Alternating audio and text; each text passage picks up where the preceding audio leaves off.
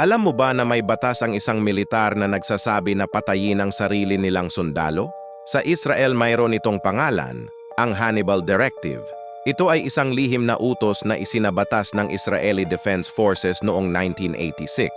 Ang layunin nito ay simple at nakakatakot. Kung may sundalo na madadakip ng kaaway, ang misyon ay pigilan ito sa lahat ng paraan.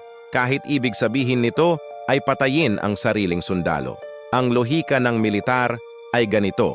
Ang isang bihag na sundalo ay mas mapanganib kaysa sa isang patay na sundalo.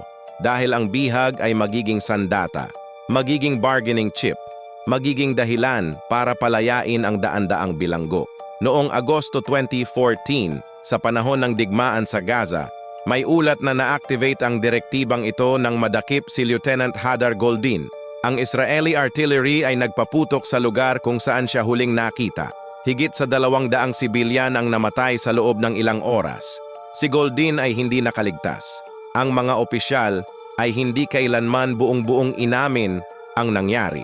Ngunit ang direktiba ay malinaw. Sa ilalim ng Hannibal, ang kamatayan ng sariling tao ay hindi aksidente.